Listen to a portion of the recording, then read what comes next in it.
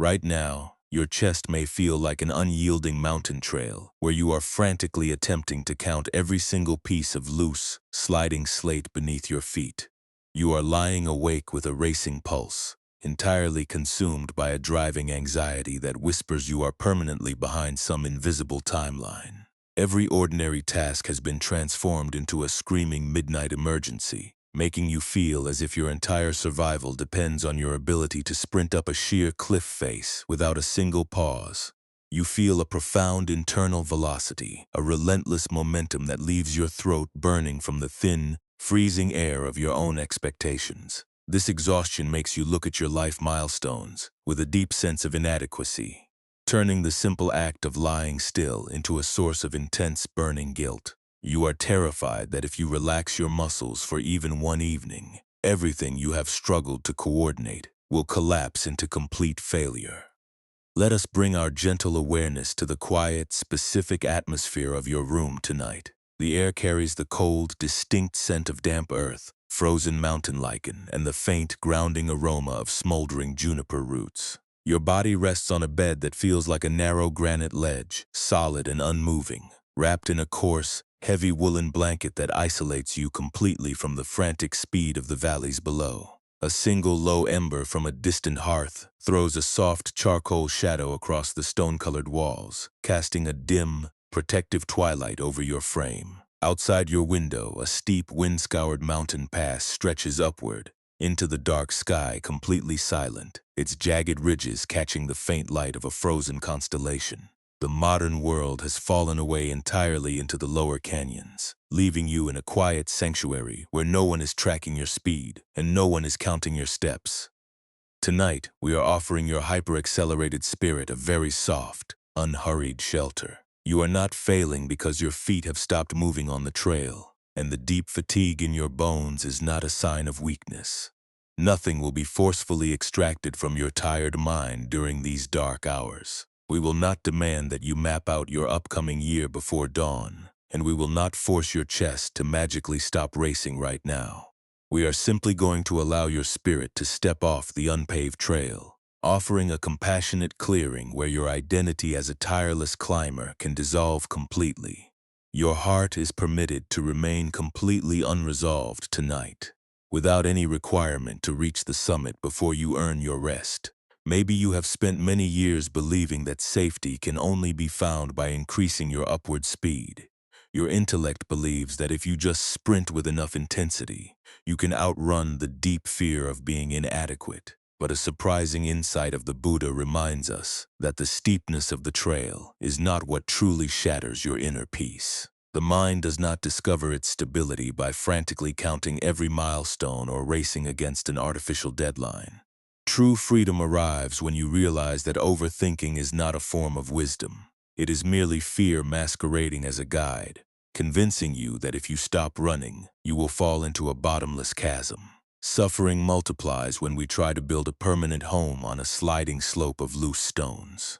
Let us contemplate the immense, invisible exertion your mind has been performing since the sun went down. You have been lying here in the dark, mentally carrying a heavy, unstable load of future uncertainties up an endless spiral staircase. You replay every minor social error from your afternoon, wondering if a single misplaced word has derailed your entire progress, trying to manage how the world perceives your worth. You look toward tomorrow, and you treat every item on your schedule as a life-or-death crisis that must be conquered through sheer willpower.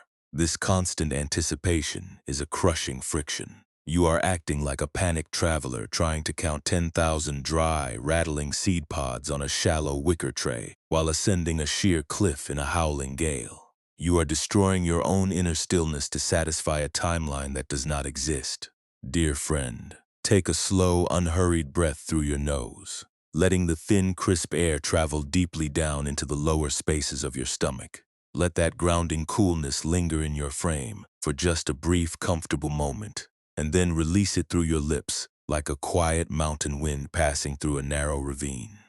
Feel your rib cage drop slightly as the air leaves your lungs. Let us invite that softness once again, drawing in the silent presence of the mountain around you. As you exhale this time, let your heels sink a fraction deeper into the heavy bedding. You do not need to support the heavy weight of tomorrow's climb at midnight. You are safe enough to give your physical frame completely away to the unmoving gravity of the stone landing beneath you. Perhaps you have been conditioned to believe that rest is a luxury you must continuously earn through absolute exhaustion. You have built your whole identity around being the tireless runner, the hyper-productive worker, or the reliable coordinator who never allows a single minute to pass without a visible victory. When a season of unchosen, delay, or creative stillness arrives, you feel an overwhelming wave of internal shame. You look at your stationary life and believe you are rotting in the valley while everyone else ascends to the peak. But this self-judgment is a second, self-inflicted wound that you are driving into your own raw heart. The mountain trail did not become steep to punish you. It is simply the nature of the earth to rise and fall. In a moment, this story will show us something even quieter about the nature of this unpaved staircase. We will journey up a sheer rock face to meet a young temple courier who had to face the ultimate collapse of his own velocity. We will find out how a soul can stop counting its steps to find a stability that never moves. But before we travel up that wind-scored ridge, let us give your tight throat a chance to soften its boundary. You are fully permitted to suspend the emergency of your life plan for the remaining hours of the night. The need to find an answer can wait in the shadow, and the fear of being left behind can remain completely unworked. Let us leave the loose slate of your worries behind, and allow your body to sink into the wide, supportive dark of the mountain cavern. Think of how much internal energy you consume when you treat every passing thought as an absolute command. One thought arrives to tell you that you are falling behind your peers, and another thought appears to convince you that you have wasted your best years. A third thought warns you that if you rest tonight, you will never find your momentum again, and soon your entire nervous system is locked in a state of rigid brace. This is the habit of mental grasping that turns your bed into a site of profound fatigue. You are treating a temporary pause in your progress as if it were a permanent sentence of failure. You do not have to conquer the summit of your destiny tonight. You only need to stop running on a path made of illusions. Every time you choose to let an anxious prediction float by without your obedience, you are practicing true mindfulness. Every time you allow your timeline to remain incomplete without trying to force a breakthrough, you are discovering profound equanimity. This is a silent, beautiful rebellion against the frantic speed of your modern life. Your fear will always insist that you must make a move right now, or you will disappear from the mountain completely. But the night is built for non-seeking. The night is a neutral sanctuary where the requirement for continuous upward movement is entirely dissolved. As you rest here, imagine the vast, unmoving mountain peaks standing outside your walls. The great granite ridges do not apologize for being stationary, and the sheer rock faces do not compare their height with the clouds that pass over them. They simply meet the weather in absolute silence, remaining perfectly grounded through the winter frost and the summer heat, without a single moment of internal friction. You can allow your awareness to do the exact same thing right now.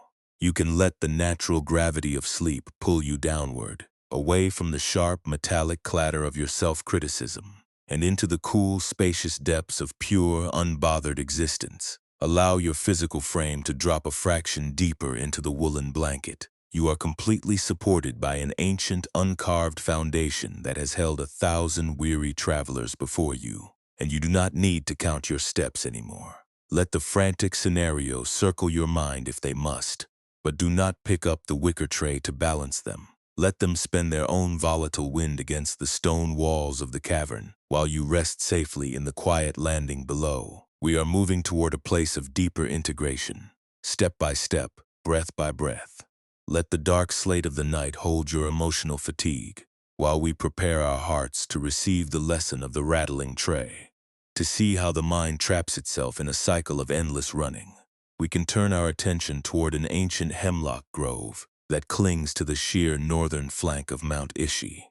Long before your own internal speed began to exhaust your body, this vertical world was inhabited by a young temple apprentice named Ren. Ren was responsible for carrying messages, oils, and sacred items between the lower valley monasteries and the high mountain sanctuaries. He was a young man possessed by a chronic, driving anxiety regarding the passage of time. He believed that his entire worth as a practitioner was tied to his velocity, his endurance, and his ability to outrun the shadows of the setting sun. He constantly felt behind his peers, treating every single chore as an absolute emergency that required his complete exhaustion. One cold autumn afternoon, the head monk handed Ren a shallow wicker tray woven from split mountain reeds. Inside the tray rested a collection of rare, extremely fragile seed pods gathered from the lowest valley meadows. Ren was instructed to deliver these delicate pods to the highest peak sanctuary before the final evening bell ceased its echo. The old monk warned him that the pods were dry and brittle, meaning a single violent impact would shatter their hulls and ruin the autumn planting.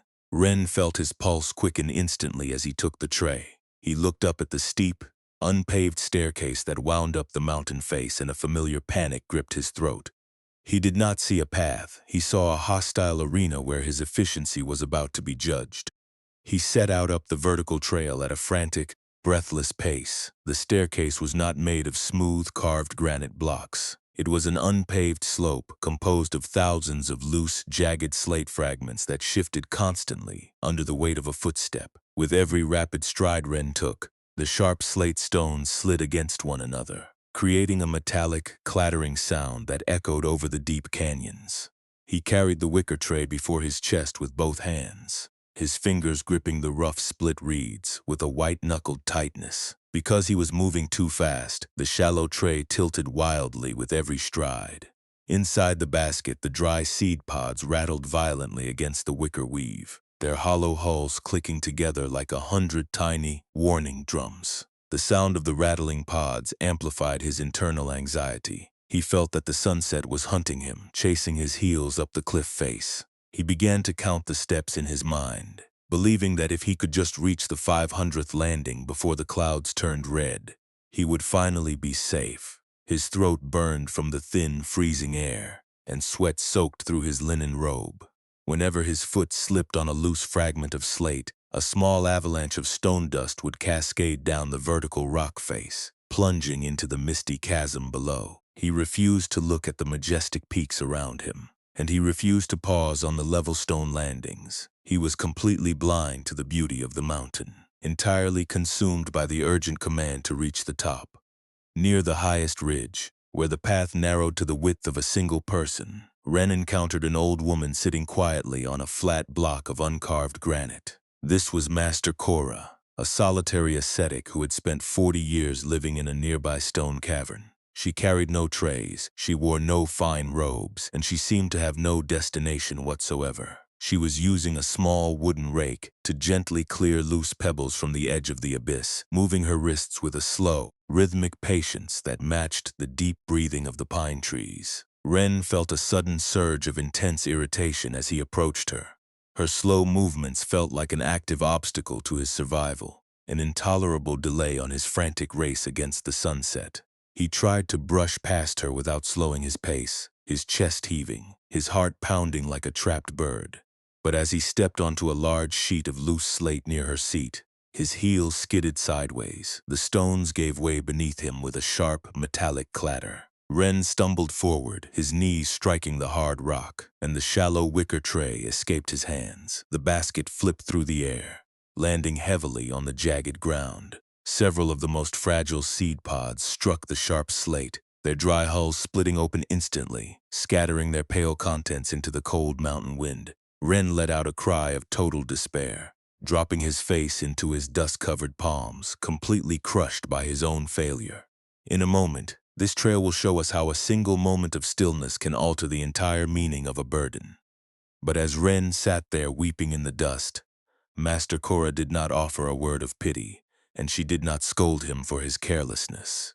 She simply reached down into the loose slate, picked up the overturned wicker tray, and placed it back on the stone landing between them. She gathered one of the remaining unbroken seed pods and held it in her open hand. She asked Ren to look closely at the wicker container, pointing her finger toward the rough, split reeds that formed the base of the tray. She asked him why he had been running so hard to protect a collection of seeds, when the very speed of his running was the only thing causing them to shatter. Ren looked down at his bleeding fingers, his voice trembling with a deep, historical sorrow. He told the old woman that if he did not arrive before the bell faded, he would be cast out of the monastery. He confessed that he spent every hour of his life terrified of being left behind in the lower valleys, believing that his survival depended on his ability to outrun his own inadequacy. He admitted that his mind was always counting the steps ahead, always rehearsing the next emergency, making it impossible for him to experience a single hour of quiet rest. He felt that he was trapped on an endless, hostile staircase, condemned to run until his body broke apart on the stones. Master Cora touched the rough wicker tray with her old palm, her touch steady and unhurried. She told Ren that the mountain trail was not an enemy that he needed to conquer through sheer muscular velocity. She explained that the loose slate shifted precisely because he was striking the earth with a frantic, aggressive heel, trying to force the path to submit to an artificial timeline. The old ascetic whispered that the seed pods were not demanding a hero who could run without breathing. They were simply asking to cross the mountain safely, an act that required the runner to match the unmoving stability of the granite foundation beneath the trail. She told him that his hurry was not a form of dedication, but a shield of panic used to avoid the quiet presence of the valley. Ren stared at the shallow wicker tray, a profound, silent wave of emotional recognition washing through his entire awareness. He looked at the few broken hulls remaining in the dust, and he saw his own life reflected in their shattered forms. He realized that his lifelong habit of treating every hour as a race had not protected his potential. It had merely kept his nervous system in a state of continuous, destructive friction. He had been destroying his own inner peace to reach a summit that existed only in his fears. He sat completely still in the gathering twilight, his breath slowly losing its ragged edge, his mind falling into a deep, unfamiliar quietness. The transformation that followed was not a sudden explosion of perfect enlightenment. Ren did not instantly lose his deep anxiety, and the broken seed pods did not magically assemble themselves back into perfect shapes. His shift was far smaller, completely anchored in his next physical action. He took a long, deep breath of the freezing mountain air, letting his ribcage expand fully without any internal hurry. He reached out his hands, took the shallow wicker tray from the old woman, and placed it carefully across his lap. He did not stand up to resume the race, and he did not look up at the remaining steps. He chose to sit flat on the uncarved granite landing, allowing himself to be completely unresolved in the dark. Master Cora returned to her slow raking, the wooden prongs making a soft scraping sound against the stone that blended with the sigh of the mountain wind. The sun dipped below the distant western ridges, and the final evening bell began to sound from the high monastery, its deep, bronze voice vibrating through the cold air. Ren listened to the sound without jumping to his feet, and without letting his pulse accelerate into panic. He sat in the twilight, his body heavy and grounded, his fingers resting loosely on the split wicker reeds. He was finally learning how to stand still on a sliding path, his spirit as silent, as vast, and as unmoving as the ancient mountain that held him in the dark. When we look at Ren sitting in the deepening twilight on that solitary granite ledge, we are looking directly at the reflection of our own Latinite restlessness. It is so easy to recognize our own tired spirits in his frozen silhouette. When your mind enters a state of chronic acceleration, your thoughts act exactly like those dry seed pods rattling inside the wicker tray. You lie awake in the quiet of your room, mentally counting the tasks you did not complete today, and rehearsing the emergencies you assume will confront you tomorrow. You believe that your exhaustion is a necessary price you must pay to keep your life from falling apart completely. You look at the imaginary summit of your goals, and you punish your heart for still being in the middle of the climb. This ancient mountain wisdom is not an invitation to stop feeling the genuine weight of your responsibilities. It is not asking you to become a cold, indifferent stone that cares nothing for the people or the duties in your valley. The exhaustion you carry from a demanding career, the anxiety of providing for those you love, and the real sorrow of feeling overwhelmed are valid human experiences. They are the primary steepness of the human path. One of the great insights of the Buddha was that life naturally contains these vertical slopes, The path will occasionally be unpaved, the air will sometimes feel thin, and your feet will inevitably meet loose pieces of slate that shift without your permission. This initial friction is simply the reality of moving through a changing world. Our true suffering grows when the mind refuses to allow the mountain to be steep. The extra torment you feel tonight is not the actual work required of you tomorrow. It is the frantic, secondary narrative that your intellect layers on top of your fatigue. You look at your exhaustion, and you turn it into a sign of personal deficiency. You tell yourself that if you were wiser, stronger, or more capable, you would be gliding up these ridges without ever losing your breath. You transform a temporary moment of fatigue into a permanent proof that you are lagging behind the rest of the world. This internal noise campaign is what truly tightens your chest and shatters your inner stillness. Let us translate what the old traditions called attachment into the familiar movements of your ordinary morning. Attachment is the tight, white-knuckled grip that demands the trail must be perfectly smooth before you allow yourself to feel secure. It is the desperate belief that says, I must control every single piece of loose slate, and I must ensure that not a single seed pod ever rattles, or my life will collapse into ruin. When you live with this rigid expectation, you treat every natural delay as an existential threat. You cannot tolerate a slow response to an email, and you cannot allow an afternoon to pass without a visible achievement.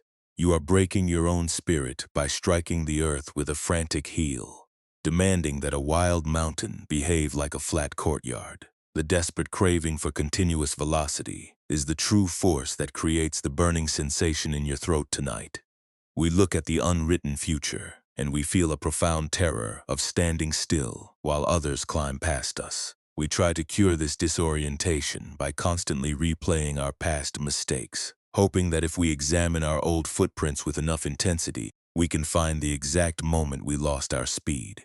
But this constant mental auditing is a false shelter. To understand this clearly, imagine a traveler who slips on a fragment of loose slate and scrapes his knee on the trail. The scrape is the first pain. It is sharp, it is real, and it requires a moment of quiet healing. The secondary suffering is the heavy burden the traveler creates through his own self-judgment.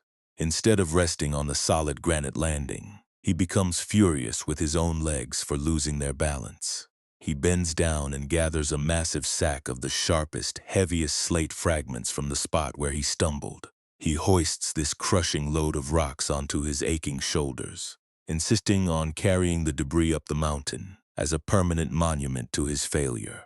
He walks through the beautiful pine forests while weeping under the weight of the stone, constantly declaring that the mountain has ruined his life. He is suffering intensely, not because his knee is scraped, but because he refuses to walk another step without carrying the very ground that tripped him. Now let this mountain wisdom come closer to your own life tonight. The quietness of your bedroom is simply the stable granite landing, where you have the perfect right to rest. The sharp, suffocating pressure in your chest is the heavy canvas sack of loose slate you have been collecting from your past missteps. You are demanding that your entire history be flawless before you give your nervous system permission to relax. You believe that if you stop counting your milestones for even a single hour, you will lose your momentum and slide into the abyss. But your spirit is not broken by the steepness of the climb. It is simply exhausted by the relentless labor of carrying the mountain on your back. True inner freedom does not mean you discover a way to flatten the mountains of the world. Peace is a completely different relationship with the steepness that is already here. When a cold wave of hurry enters your awareness tonight, telling you that your life is a failure because you have not reached the summit, you do not have to obey its command. You do not have to lift a heavy hammer of overthinking to answer the thought. You can look at the urgency with immense compassion, recognize its fragile wicker fibers, and let it pass through your mind without turning it into a permanent truth. You are allowing the worry to be an event in the dark, rather than a definition of your soul. By refusing to fight the stillness of the present hour, you are removing the internal friction that keeps your muscles locked in a state of constant brace. You are allowing your mind to be like that uncarved granite landing, letting the passing clouds of tomorrow's anxieties drift freely through your awareness without breaking your connection to the earth. You are reminding your tired brain that it is safe to be completely stationary at midnight. The environment that demands your speed does not hold the master key to your internal temple, and the tasks you did not finish do not possess the power to erase your light. You can officially retire from your position as the frantic courier of an imaginary timeline. In a moment, this story will show us how to bring this quiet stability into the small, ordinary choices of your upcoming morning. But as you lie here in the soft shadow of the night, notice how much less energy it takes to sit flat on the rock than to run up a sliding slope in the dark. You are practicing the ultimate art of spiritual non-resistance. You are allowing the natural gravity of sleep to pull you downward, away from the loud clatter of your self-criticism, and into the cool, spacious channel of pure existence. The empty landing beneath your body is not a site of failure. It is a clean, wide baseline where your spirit is finally free to rest without a weight. Think of how much vitality you save when you stop treating your position in life as a race against the sun. You allow your breath to drop into your belly. You let your tight jaw unhinge, and you give your tired palms permission to open completely against the sheets. The universe knows how to hold your life together without your constant midnight calculations. You do not have to reach the summit before the sun rises. You can let the dry seed pods of your old plans rest quietly in the dark of your memory, and trust that the vast, unwritten clearing of the night is exactly where your soul needs to rest to remember its unshakable wholeness. Let us bring the vast quietness of that remote mountain ridge directly into the immediate space where your body rests tonight. There is no requirement for you to alter your physical posture. You do not need to struggle for a state of perfect meditation to invite this peace into your heart. Your bed is already a secure sanctuary, a completely stable granite landing where the driving demands of a busy world can no longer reach your limbs. If it feels right, let your eyelids close down softly. Allow the remaining speed of your daytime chores to dissolve into the surrounding shadows. We are entering an hour of absolute non-performance together. Tonight, there is no life milestone you need to catch up to, no professional delay you need to fix, and no requirement for you to reach the summit of your goals before the dawn arrives. Simply remaining here, with your natural breath and your heavy, immobile frame, is an act of profound spiritual wisdom. Take a slow, unhurried breath through your nose, letting the cool, thin mountain air travel gently into the lower spaces of your throat. Let that crisp coolness linger in your chest for just a brief, comfortable moment, and then release it through your lips like a quiet wind passing through a deep canyon. Feel your ribcage drop slightly as the air leaves your body. Let us invite that softness once again, drawing in the silent presence of the mountain around you. As you exhale this time, let your shoulders sink a fraction deeper into the mattress. Imagine that the surface beneath you is made of solid, uncarved granite blocks, completely unmoving, and entirely capable of bearing your absolute exhaustion without shifting a single inch. You do not need to support the heavy weight of tomorrow's climb at midnight. You can fully give your weight away to the supportive gravity of the night. Now, let us bring our gentle awareness to the specific places where your internal hurry likes to gather within your muscles. There is often a subtle, tight restriction in your lower back, a quiet tension built from hours of sprinting up the unpaved staircase of your responsibilities, trying to force your life forward through sheer willpower. If it feels right, let that lower spine soften slightly, allowing the muscles around your hips to relax their protective guard. Move your attention up to your throat and your jaw, to that small joint that has been clenching against the fear of running out of time. See if you can allow your teeth to part just a tiny bit, letting the skin around your mouth become smooth and loose. You do not need to bite down on your worries to keep your existence safe from failure. Perhaps you can notice a resting warmth in the very center of your palms. Let your fingers curl naturally against the fabric of your heavy bedding, completely empty of any tools, schedules, or urgent tasks. Your hands have labored intensely to coordinate your life, and they have gripped the rough edges of control with absolute tightness for many years. Tonight, there is no need to balance a heavy load. Let your palms open toward the dark like two flat stones that have settled onto a quiet mountain ledge, completely detached from the need to climb. You are safe enough to let your fingers uncurl in the dark. Turn your awareness down toward the soles of your feet. Let your heels feel heavy and still, allowing the long muscles of your legs to abandon the urge to run. The trail has ended for the night, and there are no more steps to count. As you rest in this quiet harbor, an anxious thought will almost certainly drift into your awareness. A memory of a mistake you made hours ago might float by, or a sharp anxiety about an upcoming deadline might call out to you from tomorrow. When this happens, you do not need to launch an internal war against the visitor. There is no need to push the worry away with a violent mental hand, and you do not need to judge your heart for still carrying a trace of the rush. Even noticing the pattern is enough to begin the softening. Give the feeling a soft, quiet name. You can silently say to yourself, there is the rattle of the old hurry, or there is the fear of standing still. By naming the pattern, you are stepping off the sliding slope. You are watching the stone dust settle without believing that you are falling into the abyss. If it feels right, let us bring our main practice image into our internal focus now. Imagine you are sitting quietly on that flat granite landing with Master Cora. While the cool evening mist settles over the ridges, the air is fresh, smelling of damp earth and smoldering juniper roots. Resting across your knees is that shallow wicker tray, representing all the urgent timelines, the expectations, and the speeds you have been straining to maintain. Inside the basket, a few dry seed pods are resting against the split reeds. They carry the exact weight of your unfinished business and your fear of a stagnant future. Imagine your hands gently releasing their tight grip on the edges of that wicker tray. You are not letting go out of weakness, and you are not admitting defeat to the mountain. You are simply choosing to honor your own exhaustion. Watch what happens in the quiet space of your awareness when you stop forcing the pace. You gently place the tray down onto the unmoving stone floorboards beneath your seat. You are no longer holding it before your chest. You are no longer running with its fragile contents through a howling gale. It rests there in the shadow of the cavern, losing its tension, completely supported by the granite foundation of the peak. Notice the sudden transformation of the scenery around you when the tray is grounded. Without your body shaking from the frantic movement of your stride, the dry seed pods stop their chaotic rattling. The clicking sound disappears entirely from the cavern. The basket becomes completely silent. A gentle mountain breeze drifts through the open space of your awareness, entering the narrow ravine of your mind.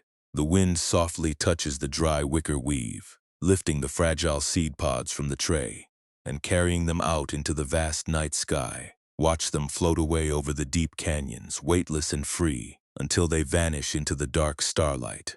The container of your heart is left beautifully spacious, cool, and empty. The urgent deadline you are worried about is nothing but a small piece of loose slate that will alter its shape before the sun rises.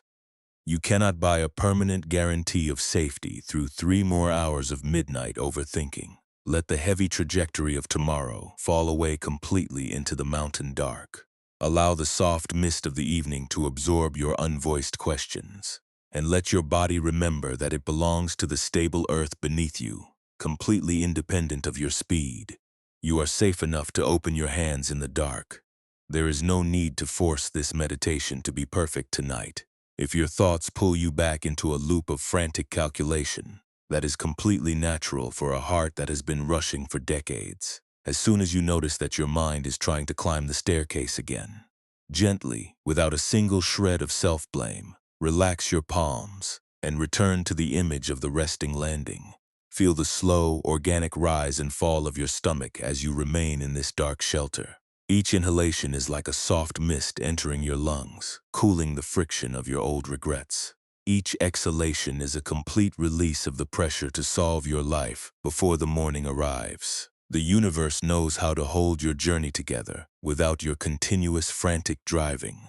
Your heart knows how to beat, and your spirit knows how to preserve its potential while the path is still. You can officially retire from your position as the tireless courier of your destiny for the remaining hours of the night.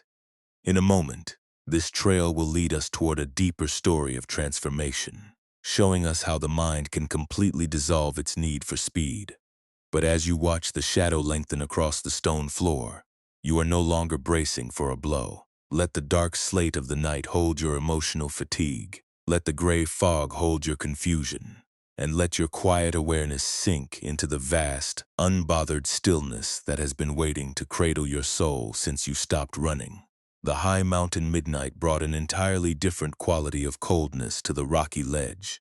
The thick mountain mist settled over the jagged peaks, wrapping the sheer drop in a silent shroud of deep slate gray. Inside the narrow granite cavern, the tiny fire of smoldering juniper roots cast a warm orange glow across the uncarved walls. The aromatic smoke drifted lazily toward the ceiling, filling the dark space with a grounding scent of earth and dry resin. Ren sat completely motionless on his flat block of stone, his fingers still resting loosely on the edges of the shallow wicker tray. The immediate panic of his fall had passed, yet an invisible storm was still raging within his chest. His heart was no longer pounding from the physical exertion of the climb, but his mind was still running at an incredible internal velocity. He looked down at the remaining seed pods in his basket, and he felt a cold, familiar weight in his stomach. The deep bronze bell of the monastery had stopped vibrating long ago, leaving behind a profound silence that felt terrifying to his accelerated spirit. To Ren, this quietness did not feel like peace. It felt like an absolute indictment of his worth. He was trapped in a silent agony of his own calculations, replaying the exact moment his heel had skidded on the loose slate. He began to anticipate the harsh judgments of the older monks when the morning light revealed his empty hands. He felt a desperate, driving urge to stand up right now, to light a small pine torch, and to spend the freezing night searching for the scattered seeds in the dark abyss. Master Cora sat across the smoldering juniper roots, her face completely calm in the dim light. She did not ask Ren to calm his thoughts, and she did not offer any false reassurance about the morning. She reached down into the dark corners of the cave floor, her old fingers scraping against the rough stone. When she pulled her hand back into the firelight, she was holding a heavy lump of dark, unpolished mountain slate. It was a jagged fragment that had fallen from the sheer cliff face during a winter storm years ago. She placed the heavy stone directly into the center of Ren's wicker tray, right next to the fragile, hollow hulls of his remaining cargo.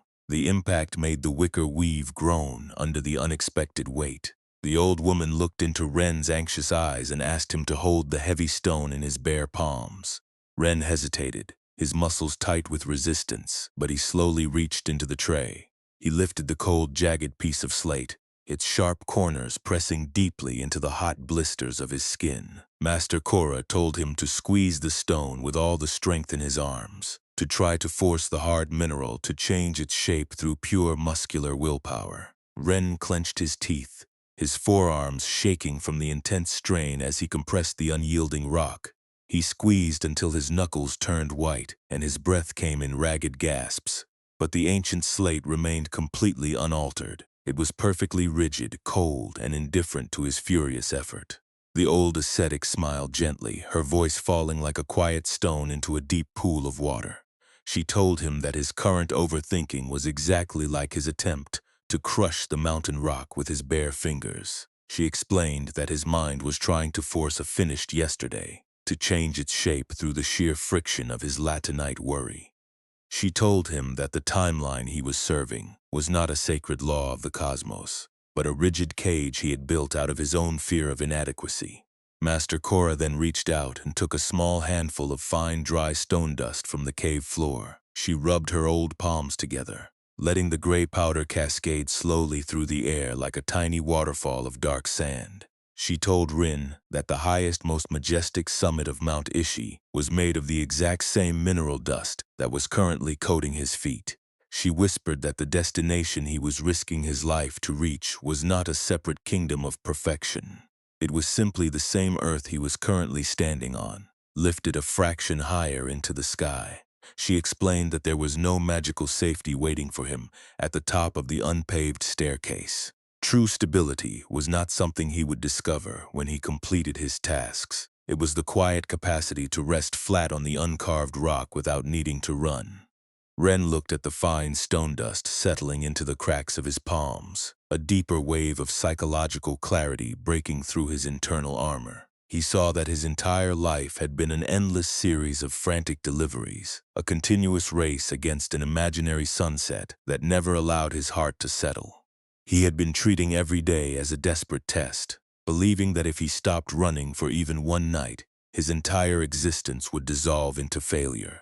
He looked at the old woman, his eyes filled with a raw, honest grief, and he confessed that he did not know how to exist without the hurry. He had carried the heavy wicker tray of expectation for so long that his body felt completely broken without its weight. The old woman did not command him to let go of his grief, and she did not offer a complex lecture on the nature of reality. She performed one simple, compassionate action. She reached over the smoldering fire, took the heavy lump of slate from his hands, and tossed it out into the dark chasm outside the cave opening. They listened together in the absolute silence of the mountain night. Long seconds passed before a faint, distant clatter echoed from the bottom of the ravine, a tiny sound that was instantly swallowed by the vast sigh of the pine trees. The stone was gone, and the mountain had not collapsed. The path was still there, perfectly secure, completely unbothered by the loss of a single fragment. Ren sat in the darkness, a quiet realization dawning within the deepest spaces of his chest. He looked at his empty hands, still dusted with the gray residue of the slate, and he felt a profound shift in the way his mind related to his suffering. He saw that the true pain of his journey was not the steepness of Mount Ishi, or the brittle nature of the autumn seed pods. The true agony was his own relentless habit of treating every passing thought as an absolute emergency. He had been using the timeline to punish his own heart, turning a simple task of delivery into a war against his own inadequacy. He chose to perform one small act of quiet discipline. He did not instantly become a perfect master of stillness, and he did not pretend that his worries about the morning had vanished completely. But he stopped obeying the impulse to run. He leaned forward, picked up the shallow wicker tray, and walked slowly to the open mouth of the granite cavern. The mountain wind caught his linen robe, chilling his sweating skin, but his feet remained perfectly steady on the rock face. He took the remaining seed pods from the basket, and instead of clutching them like treasures, he opened his fingers completely. He allowed the thin, freezing gale to take them from his palms, watching them scatter into the dark void like tiny stars falling through the night. He returned to his stone seat beside the smoldering juniper roots, his hands completely empty, his wicker tray resting upside down on the cave floor. He sat flat in the shadows, wrapping his woolen blanket tightly around his shoulders, and closed his eyes. He chose to sit with the absolute uncertainty of his future, allowing the morning to arrive whenever the earth was ready. He stopped trying to solve the problem of his destiny at midnight. He allowed his breathing to become slow, heavy, and quiet, matching the ancient, unhurried cadence of the mountain peaks that surrounded him in the dark. The old harbor of his panic had completely lost its boundaries. He was no longer a frantic courier trying to outrun the shadows of his own fear. He was the mountain itself, holding the stone dust, the loose slate, and the cold winter wind in one magnificent, weightless embrace in a moment. This deep transformation will show us how to approach the chaotic speed of your own modern life. But as Ren drifted into an unfamiliar rest, his spirit was no longer bracing for a blow. He was simply breathing with the earth, completely grounded on an uncarved landing that required no movement to be whole. The aromatic smoke of the juniper roots continues to rise slowly in the dark cavern, tracing lazy, unhurried paths across the uncarved stone ceiling. When we watch Ren sitting quietly with his empty wicker tray, we are looking directly into the invisible mechanics of our own internal exhaustion. His transformation did not occur because the mountain suddenly became flat, or because his shattered seed pods miraculously came back together. His healing began the exact moment he stopped using his own mind as a weapon against his own heart. He allowed the heavy fragment of slate to leave his hands, and in doing so, he discovered a stability that had been waiting beneath his feet all along. This is the precise threshold where the driving momentum of our modern anxiety begins to lose its suffocating grip. Let us look honestly at the hidden structures that keep your own spirit awake during these silent midnight hours. When you experience a period of intense daily rush, or when your life deadlines begin to feel like a matter of absolute survival, your intellect does not simply manage the tasks before you. It immediately constructs an elaborate, protective system built entirely out of internal panic. You lie awake in the dark, replaying every minor delay from your afternoon, transforming an unfinished chore into a definitive proof of your own inadequacy. You believe that if you do not continuously whip your mind into a state of hypervigilance, your entire world will collapse into ruin. You are trying to use self-judgment as a mechanical engine to force your life into a state of perfect alignment. This habit of turning a temporary mountain climb into a lifelong sentence of insufficiency is the true origin of your deep fatigue tonight. You look at the milestones achieved by those around you, and you use their visible speed as a mirror to convince yourself that you are fundamentally broken. You treat the natural limits of your physical body as an intolerable failure of will, forcing your nervous system to remain in a continuous state of rigid brace. You believe that your overthinking is a form of wisdom, a necessary shield that keeps you safe from the terrifying uncertainty of tomorrow. But this internal vigilance is a false guardian. It is merely fear wearing the uniform of protection, convincing you that if you ever stop running, you will disappear entirely. One of the great insights of the Buddha was that our human sorrow is almost always composed of two completely distinct layers of experience. The first pain is the raw reality that the world brings to our door without our permission. It is the unexpected disruption of our plans, the physical limitations of an aging body, or the natural steepness of a difficult season. These events are the neutral weather of a changing universe. They are heavy, they are cold, and they are entirely outside our personal ability to command.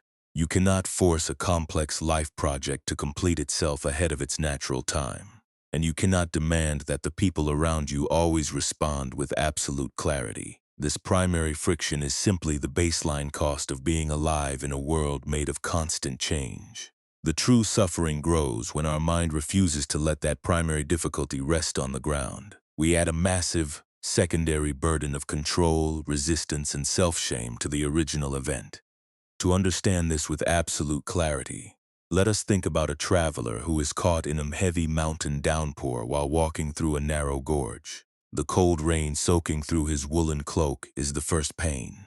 It is uncomfortable, it is wet, and it requires him to walk through the muddy path with an unhurried, patient stride until the storm naturally passes. The secondary suffering is what the traveler creates inside his own mind after the rain has stopped.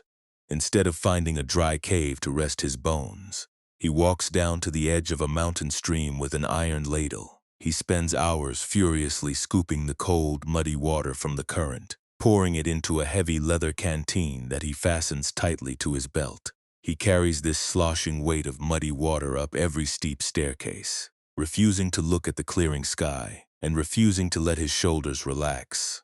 Every time he feels tired, he unscrews the cap and bathes his own face in the cold, grit-filled sediment to remind himself of how cruel the storm was to his clothes. He is suffering intensely, not because the clouds are still dark, but because he is carrying the memory of the rain as a permanent weight around his waist. Now let this mountain wisdom come closer to your own heart tonight. The stillness of your dark bedroom is simply the dry cavern after the rain has moved past. The sharp, suffocating restriction in your chest is the heavy leather canteen of muddy water you have been carrying from your past mistakes. You are demanding that your entire schedule be perfectly clear before you give your throat permission to relax. You believe that if you stop criticizing your own speed, you will remain behind forever. But your soul is not broken by the steepness of the climb. It is simply worn out by the continuous, frantic scraping of your own self-prosecution. True inner freedom does not mean you discover a way to banish the clouds from your sky forever. Peace arrives when you change your relationship with the loose slate that is already beneath your feet. When a wave of urgency enters your awareness tonight, telling you that your time has permanently run out, you do not have to lift the iron ladle of overthinking to meet it. You do not have to believe the prediction just because it speaks with an authoritative voice inside your skull. You can witness the panic with immense, unconditional tenderness. Name its fragile wicker structure. and let it pass through your mind like a gray shadow moving across the ravine. You are letting the thought be empty, while you remain secure on the solid rock. By refusing to obey the frantic command to run, you are removing the internal friction that keeps your muscles locked in a state of chronic alarm. You are allowing your spirit to be like that uncarved granite landing, letting the passing scenarios of tomorrow drift freely through your awareness without breaking your connection to the earth beneath you. You are reminding your tired brain that it is safe to be completely stationary at midnight. The environment that demands your speed does not hold the master key to your internal temple, and the tasks you did not finish do not possess the power to erase your light. You can officially resign from your position as the tireless courier of an imaginary timeline.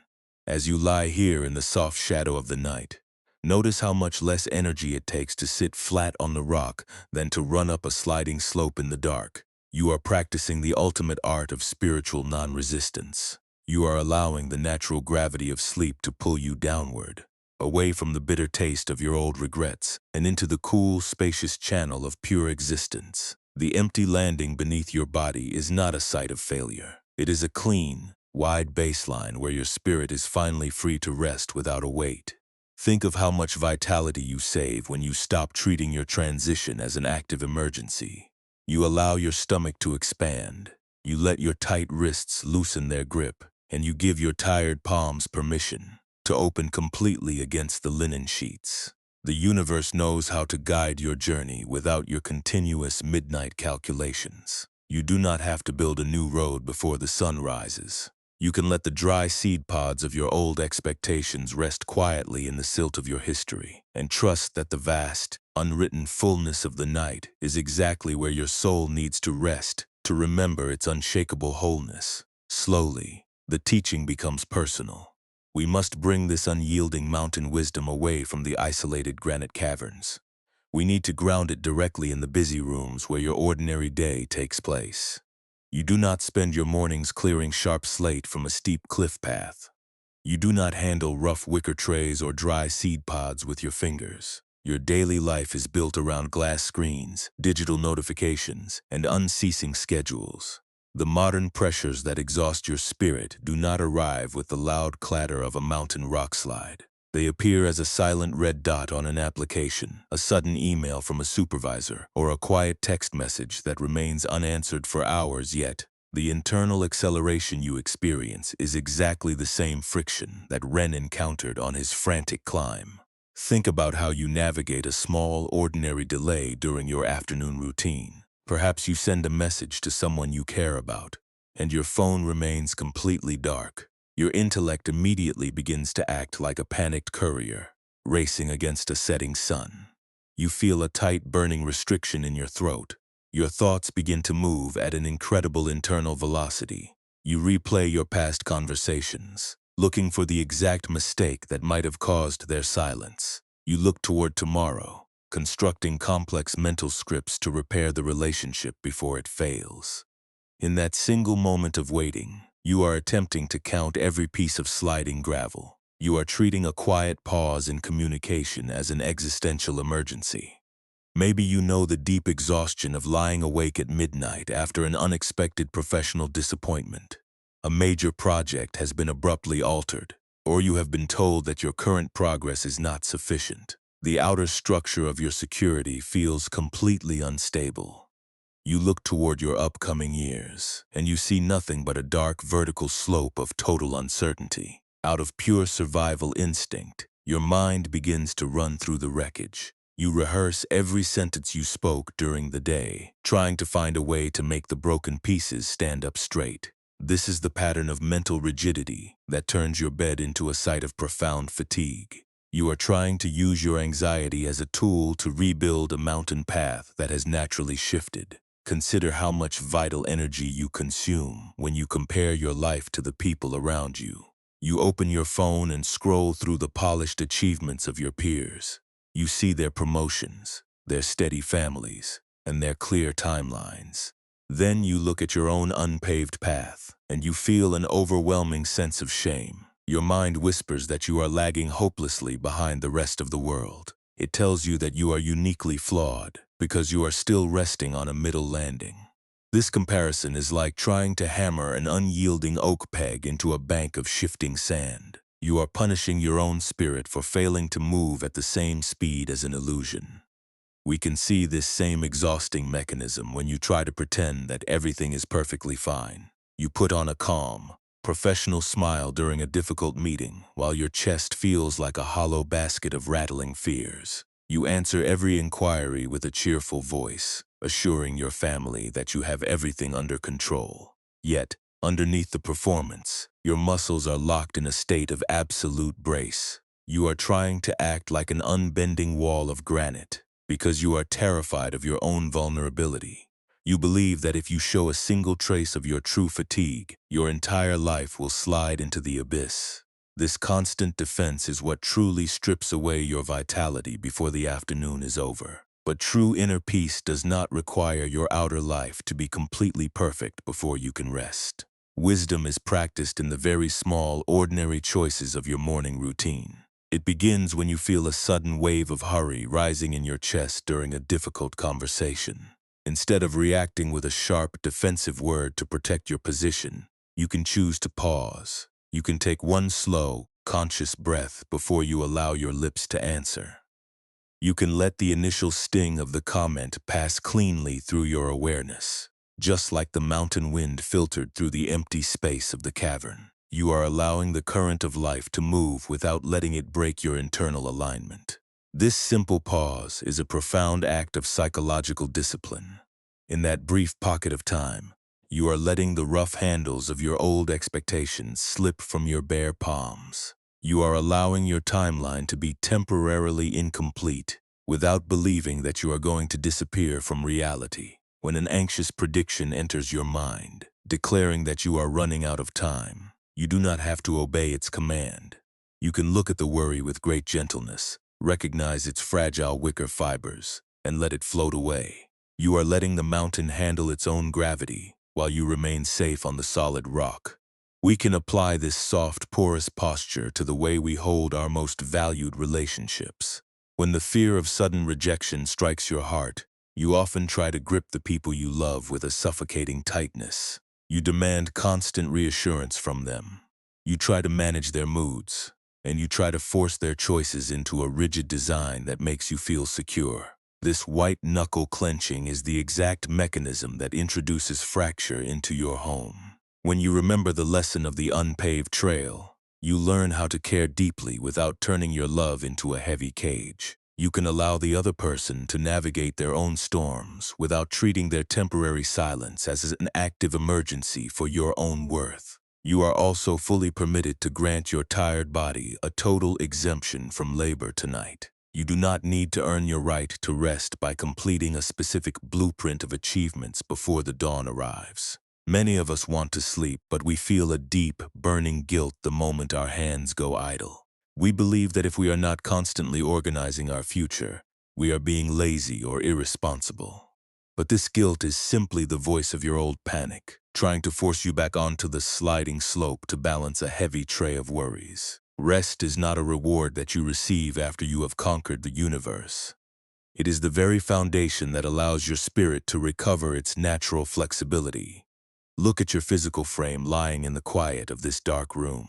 The modern marketplace has finally closed its doors for the evening. The messages have stopped arriving. The social comparisons have gone silent, and the frantic demands of the daytime world have pulled back into the fog. You have carried a very heavy burden of responsibility through a very turbulent season, and your nervous system is fully entitled to a complete cessation of effort. You do not have to be a successful provider, a flawless partner, or a brilliant strategist in this silent hour. You can lay your heavy tools down in the dust, allowing the thick, protective dark of the night to envelope your fatigue without a single demand. Think of how much lighter your upcoming morning will be when you stop treating your transition as a personal disaster. An unexpected change will occur at your workplace, and you will choose to breathe rather than let your mind sprint into a loop of panic. A plan will dissolve, leaving you with an empty weekend, and you will meet the open space with a soft, receptive heart instead of an anxious calculation. You will move through your life with a completely altered quality of presence. Your shoulders will be loose, your throat will be open, and your awareness will be anchored in the crisp reality of the present step. You will no longer be a panicked traveler drowning in the ruins of your old designs, but a wide, deep channel that knows how to let life move in its own unhurried time. Now let this wisdom come closer to your own life as you prepare for sleep. The complex structures you are trying to rebuild are nothing but silver shadows that will alter their shapes before the sun rises. You cannot buy a permanent guarantee of safety through 3 more hours of midnight overthinking. Let the heavy trajectory of tomorrow fall away completely into the mountain dark. Allow the soft mist of the evening to absorb your unvoiced questions, and let your body remember that it belongs to the stable foundation beneath you, completely independent of your structural success. You are safe enough to open your hands in the dark. The high mountain midnight has expanded into absolute, unmoving stillness. The jagged ridges of the peak stand perfectly dark under an infinite sky. The thick gray mist has entirely settled into the deepest chasms of the range, burying the unpaved trail in a quiet shroud of peace. Inside the narrow granite cavern, the fire of smoldering juniper roots has gently died down to a soft silver ash. The aromatic smoke has cleared completely from the air, leaving behind only the crisp, cold scent of stable earth. Your physical form has found its true landing for tonight. The uncarved granite foundation beneath your body does not move, and it does not shift. It requires no more steps from your tired feet. Your shoulders are beautifully heavy against the woolen blanket, sinking deep into the mattress. The tight muscles of your lower back have stopped prying against the trail. You have placed your shallow wicker tray flat on the solid stone floor. Letting it go entirely, the dry seed pods of your modern anxiety have been scattered into the vast canyon of the night, carried away by a gentle alpine wind that leaves your heart completely spacious and clear. Let your breath become incredibly quiet now. It is a soft, rhythmic movement that rises and falls like a quiet mountain breeze passing through a narrow ridge. Each slow inhalation brings the cool, restorative silence of the peak into your chest. Each slow exhalation lets the last grain of your daytime urgency slide away into the dark shadows. There is no need to count the remaining hours until the morning arrives. The artificial timeline of your life has completely dissolved into the cold starlight. The glass screens have gone entirely dark in the valley below. The red notifications, the unceasing schedules, and the pressure of comparison have dropped away into the lower canyons, completely out of reach. You do not have to coordinate your destiny at midnight. You do not have to prove your worth by planning tomorrow's climb while your body wants to rest. The mountain does not demand that you justify your stillness, and it does not ask for a list of your achievements. The uncarved stone holds you safely without a single condition. Think of how beautifully empty your hands feel right now. The fine stone dust of your old regrets has slipped entirely through your fingers, leaving your palms open, cool, and relaxed against the heavy sheets. You are no longer the tireless courier carrying an unstable load through a winter gale. You have surrendered the frantic need to outrun the setting sun, and you have stepped off the sliding slope of your expectations. The deep bronze bell of the monastery has fallen completely silent, and its final resonance has settled into the quiet spaces of your heart like an anchor. You are returning home to the ancient, unmoving core of your own being, a place that cannot be diminished by any delay. You are safe enough to let go of the climb for the remaining hours of the night. Your life is not a race against an invisible clock, and your value is not measured by the velocity of your progress. Let your chest sink into the immense gravity of the night. The dark slate of the mountain is holding your weight with perfect stability, and it will not give way beneath your frame. Let the unanswered questions remain unresolved in the darkness. The universe knows how to preserve your path without your continuous mental friction, and it knows how to guide your journey while your intellect is asleep. Your throat is beautifully loose, your jaw is smooth, and your mind is a vast, unlit sanctuary where the friction of your overthinking has quietly turned to dust. The stars above the highest ridge do not hurry across the sky to reach a destination. They simply shine in absolute quietude, content to remain exactly as they are. Sleep is a natural, deep canyon that is opening wide to receive your fatigue. Drop your weight completely into the dark, comforting embrace of the mountain. There are no more steps to count, no more burdens to balance, and no more trails to master tonight. You have carried the mountain on your back for a very long time, and your soul is fully entitled to this absolute cessation of effort. Allow the soft mist of the evening to envelope your spirit, and let your body remember that it belongs to the stable earth beneath you. You are completely whole, you are completely safe, and you are finally permitted to rest. What if the uncarved landing you have been sprinting to discover at the summit was already holding your heart before you even began the climb?